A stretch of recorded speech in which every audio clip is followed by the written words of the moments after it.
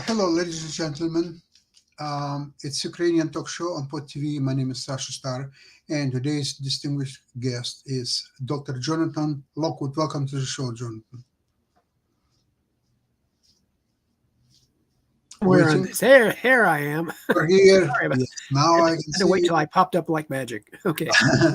Jonathan, something I'd like to discuss with you is this. Uh, a few years ago, say before the Ukrainian stuff started to happen in 2014, there were usually dates when everybody together celebrated the victory in Second World War. There were usually the military parade in Moscow, and all the leading Western figures, some presidents and at least they would participate in the celebrations. And later, after Putin uh, liberated Crimea, but with a minus sign, so actually he annexed Crimea, to be truthful. And of course, these parades started to bleak out, and no more Western participation.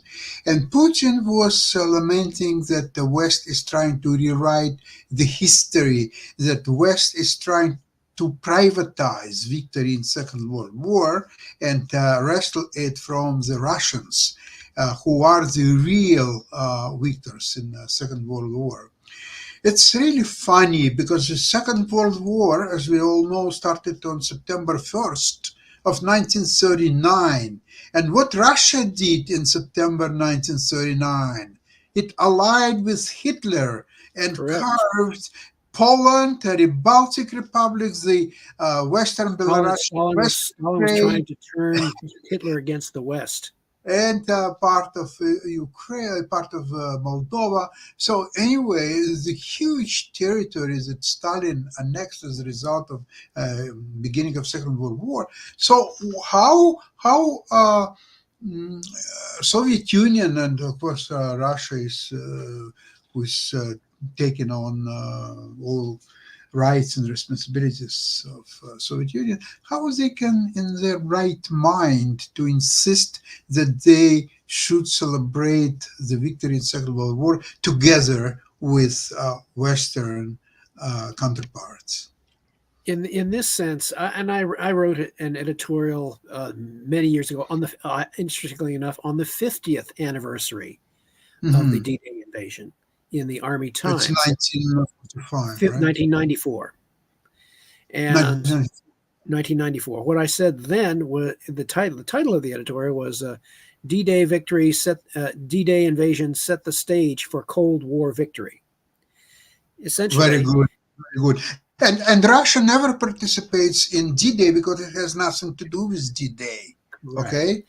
And in fact, what the D-Day invasion did in the larger sense is that because it enabled the Allies, particularly the United States, to get onto the continent of Europe and to drive towards Nazi Germany, and basically that enabled the Allies to be part of the occupying force of Nazi Germany. Had the D-Day invasion failed, then it's highly likely that the Soviet Union would have been able to, at great cost, they would have been occupying all of Germany.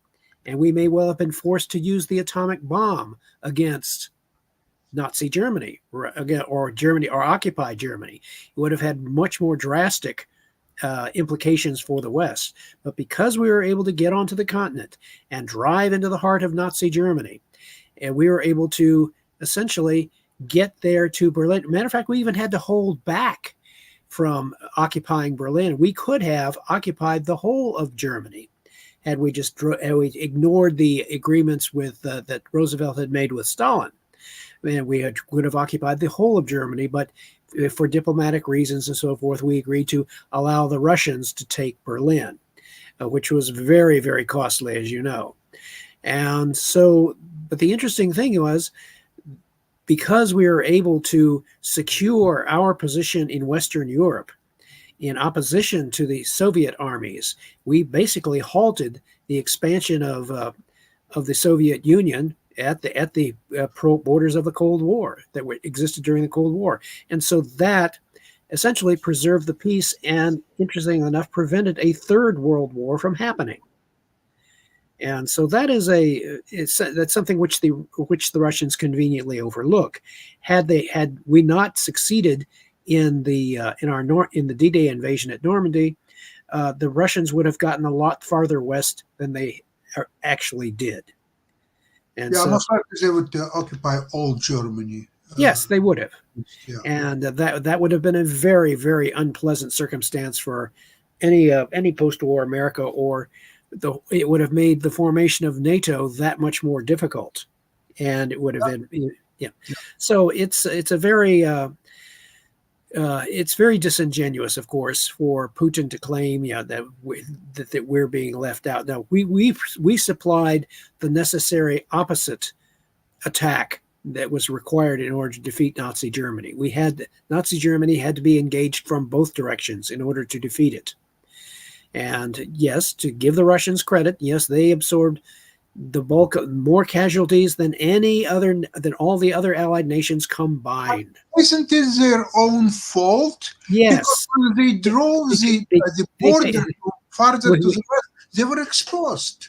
Yeah, they basically paid the price. They had to pay the price for their own perfidy and their own treachery in first trying to direct Hitler against the West, and then all of a sudden screaming for help once Hitler turned on the Soviet Union.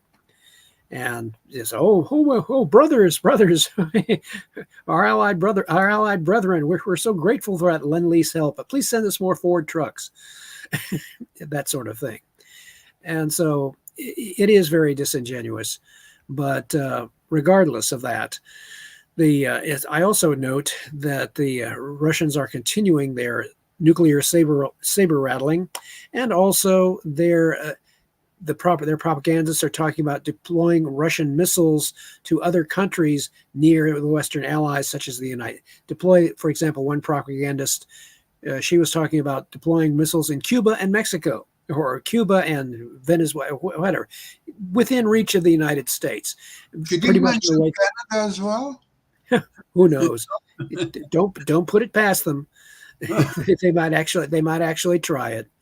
But in any case, but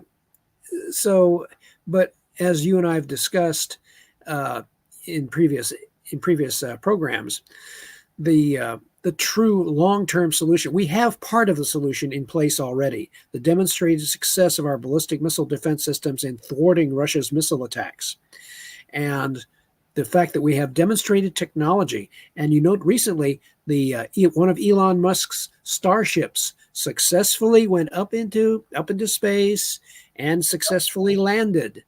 So now this is one, and the people in the press are saying that it's one step closer to Elon Musk being able to send people to Mars.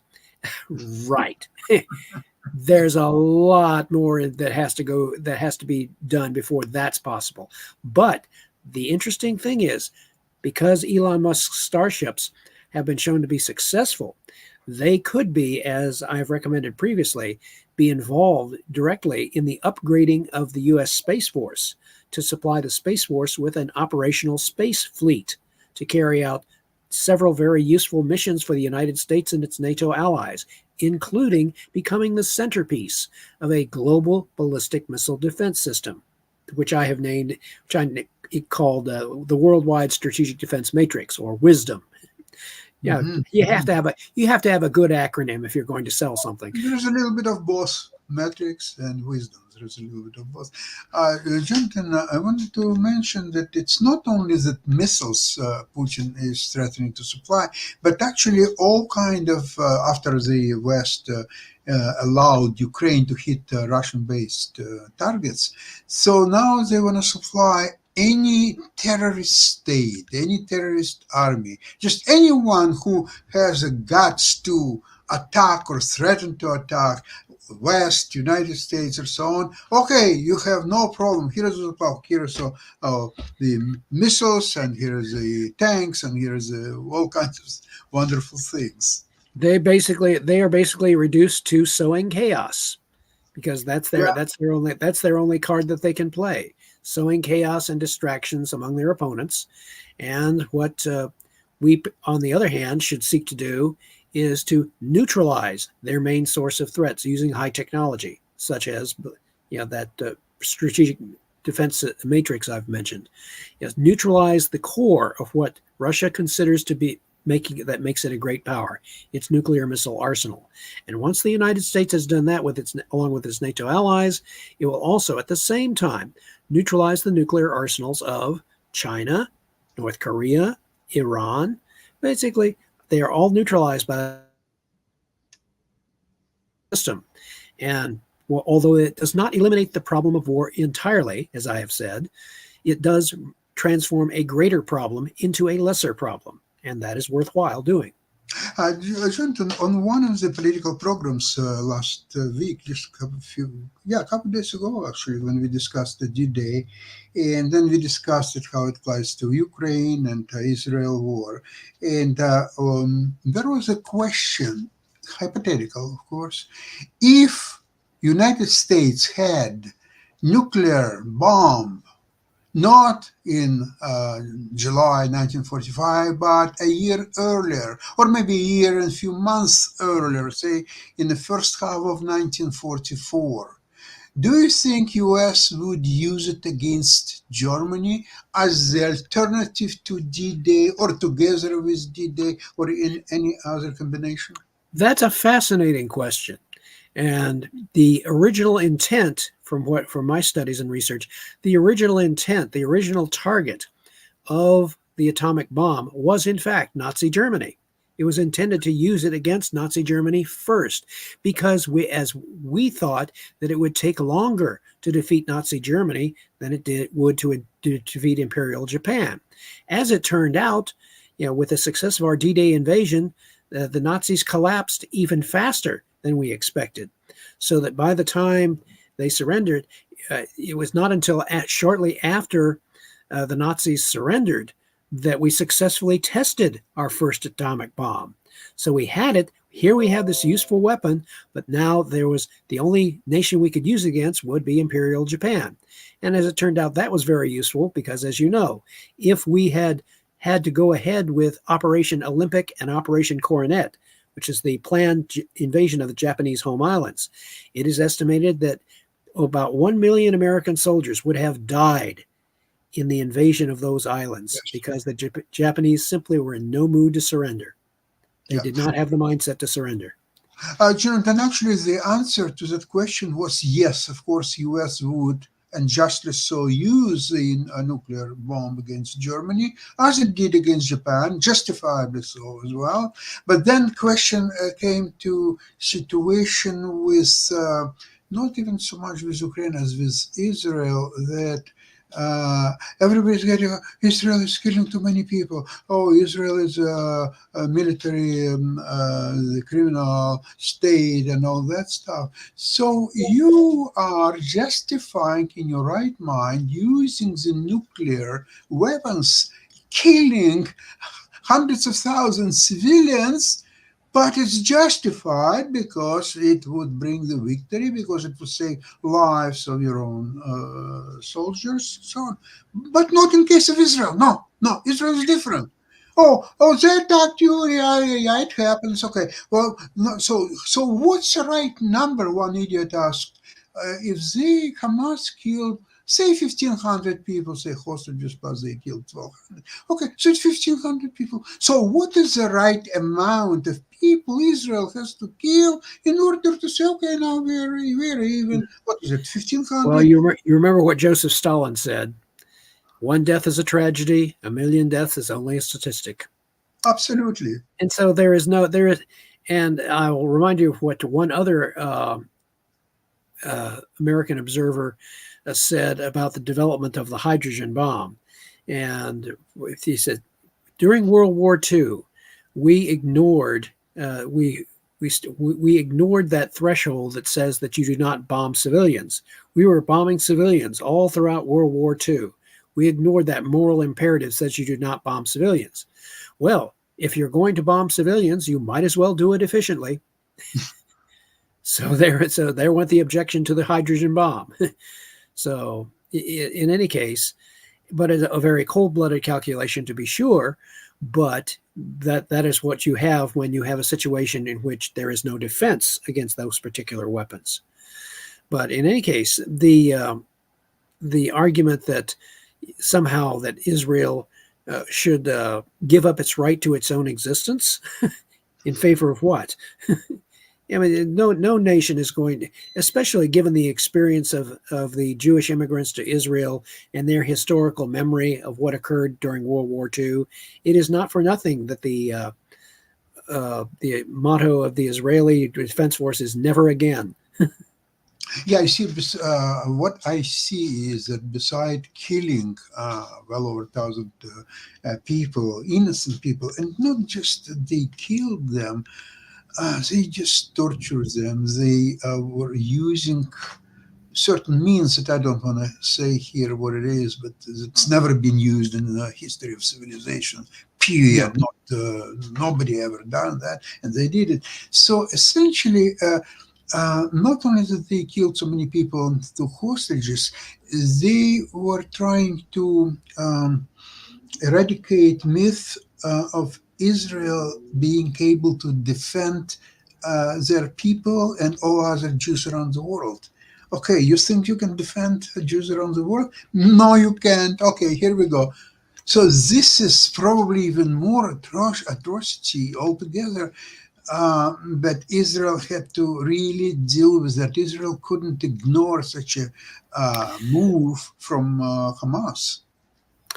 And when you are faced with a state or even a potential state that advocates the eradication of the Jewish state, essentially, that is essentially Israel and the Jewish people should cease to exist, as is typified by their anthem "From the River to the Sea."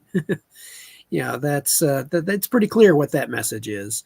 And when you have a group of people that even a supposed Palestinian state that advocates the eradication of the Israeli state, no, you cannot have a two-state solution under those circumstances. You can only have the victory of, it's really what like the situation that existed between Rome and the Carthaginian Empire.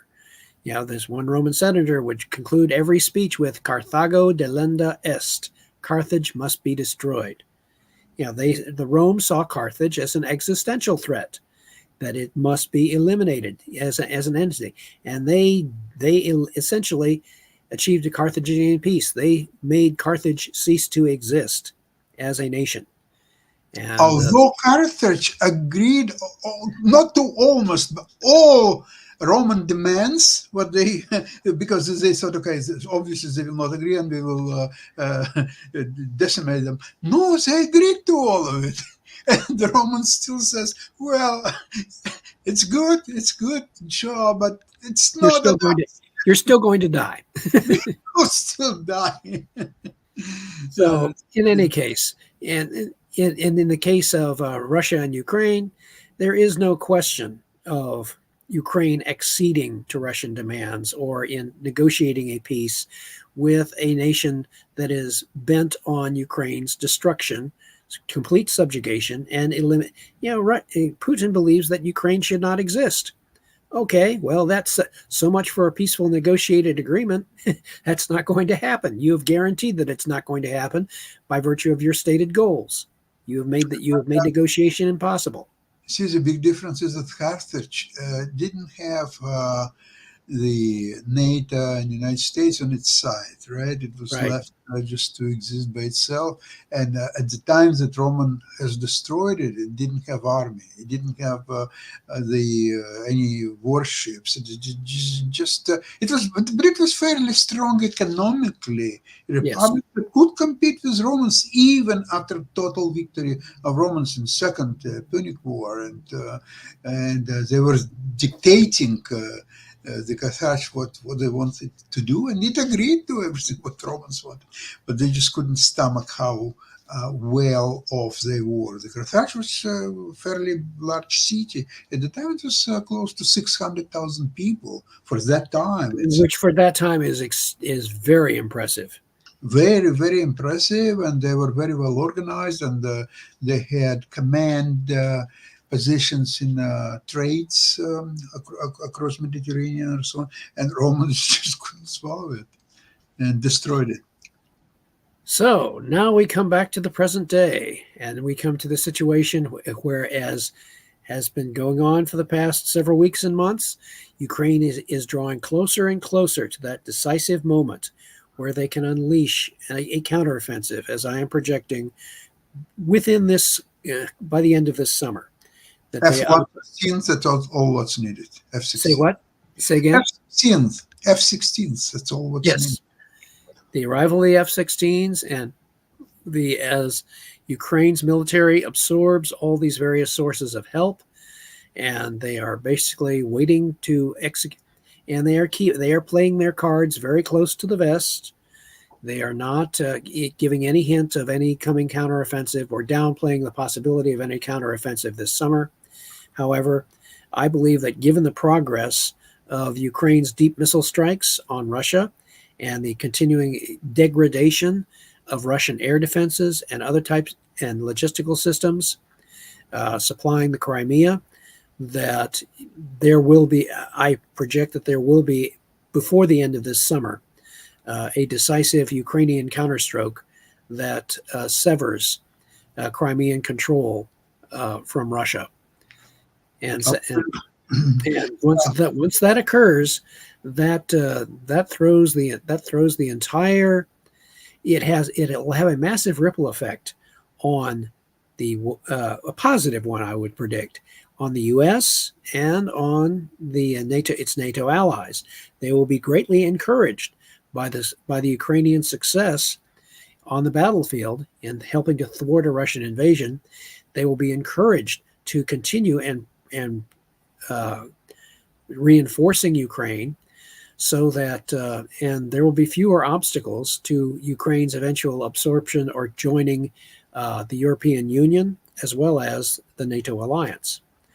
And from there, the next U.S. administration, whichever one that happens to be, whatever form it takes, there will be less pressure. A Ukrainian victory will actually produce less pressure on the United States to have to be forced to intervene, or it will give the United States more options to intervene, to support Ukraine in a positive manner, or at least indirectly through its NATO allies. And again, forming a global ballistic missile defense system would greatly lower the risks to both the United States as well as to its NATO allies, because that has been Russia's principal means of threatening the West. So again, the means are available. They're right in front of us. So and the means are. Go ahead. Jonathan, I wanted to mention something both about Ukraine and Israel. Of course, the kind of an elephant in the room is the United States government, and today's United States government reminds me something of it's neither left, it's not right, it's not up, it's not down. So for example, Ukraine in the summer of 23. They were ready to, when they took Kharkiv and they took the Kherson, and they were ready to just go in and just maybe even throw away Russians out of it, because they didn't have the fortifications at the time yet and so on. And with a little help, a little more help from the West, they would do it. Biden's administration decided it's not so good, because Russians will be upset. If they will be upset, they can start throwing the missiles, and it's not so good. Well, let's just wait and see what's going to happen. Maybe Ukrainian can win anyway. So then we will say, well, what could we do? The Ukrainians are so strong. We didn't expect that to happen. So Ukrainians couldn't proceed any further at the time, and in 24 now, now it seems to me that a lot of ammunition and weapons are coming Ukrainians' way, but not F-16. So if all that is coming now, the Ukrainians cannot start decisive attack without F-16s. then it's the same thing. We send you so much weapons. Oh, you got so much. Every 9 minutes there is a transport plane from United States is making its um, stop in Poland or Romania, and they're bringing tons of weapons. And okay, it's June. It's July and then it's August. You're not attacking. You're not doing so. Why would we continue to sell you arms? Now, with Israel, it's a different situation. But again, it's also recently with the United States. Israel. I listened to interview with Mr. Bennett, former Prime Minister of Israel. Here, he is in the United States. I think it was on CNN, and he said that first of all, he was a former military commander, and he was fighting wars in Lebanon, and he was living in Gaza at one point, and so on. So he says, "Look, if nobody would do anything, if United States and the West they would mind their own business, that's what the countries should do. Mind your own business." Israel would finish that war probably 4 months ago. The Hamas would be destroyed, and then there would be negotiations what to do next with this territory, to have some international government or some rebuilding. Okay, but that's a different story. The first one, Israel had to achieve its goal. And the West, specifically United States, did everything to slow down Israel, to say that no, they're killing too many civilians. They're doing all this and that, and where we are now. Now the war is going probably until the end of this year. So who is benefiting? Is the United States benefiting from that? When the war could have been over already 3, 4 months ago? It's difficult to say what their calculations were. Because again, for one thing, they obviously never anticipated this situation in the first place. Yeah. And so their responses are what has to be ad hoc responses. They are reacting to the immediate situation without fitting it into an overall strategic plan. There has never been, as far as I can tell, an overall strategic plan or mode of thinking, any kind of grand strategy to guide United States actions to deal with present and future possible military conflicts. And this is shown in the rather seemingly disorganized response to the military aggressions in Ukraine and Israel. So, given that, you cannot expect, and you can hardly fault the United States for reacting in a disorganized and ad hoc manner, or even a slow and delayed manner, because that's part of the, as I've mentioned before, the checks and balances system within the United States. It was designed by the founding fathers deliberately to prevent the United States government from moving too swiftly in one direction or another. But Israel asking them not to move so swiftly, but not to move anywhere. Just do whatever you need to do. Okay, you have elections coming up. Okay, you have orders issue. Just do whatever you need to do. Just that is because of a lack of a coherent foreign policy strategy on the part of the United States. There is no discernible foreign policy strategy worthy of the name as compared to the Cold War period, which was governed essentially by both political parties, by the way. The grand strategy of containment, governed both the Democratic and the Republican parties. Both parties agreed to adhere to the principles of the grand strategy of containment because both parties could agree upon it and support it. No such situation exists in the post-Cold War period. You have a situation where we have no clear foreign policy construct to govern United States conduct in the 21st century. And it's showing. So now we have a situation where it's anybody's guess as what's going to happen between now and the elections in November. And I do not, and as you know, because I am the designated Russia expert, I do not comment on the state of U.S. politics. I do not comment on the state of U.S. politics or who I think is going to win or who I think should win, because that is irrelevant to the focus of this program. At most, you can say what the impact of United States involvement or lack of support for Ukraine would be. But as I have repeatedly stated, that Ukraine still very much controls its own destiny. They have the opportunity, and it's obvious to Ukraine, if not obvious to the rest of the Western military allies, that Ukraine must inflict a decisive operational defeat at a key moment in order to take the initiative out of Russia's hands and compel the Russians to accept, okay, you've lost this round, pull back, pull out of Ukraine, and now we'll start over, and we'll see if you can behave like civilized people from now on. Or at least learn But, how to do it. but we will be watching. Yeah, and if you cannot learn on yourself, we'll help you, we'll teach you how to do it. John, the world's words of wisdom. I totally agree with you. And I would like to thank you very much for today's program. Have a great weekend, and we'll see you on Thank you. Tuesday, same place, same time. And hopefully we will see continuing good news in next week's programs as the trends which have been developing continue to develop in Ukraine's favor. Right. Glory to Ukraine. Thank you so much. Bye-bye, everybody.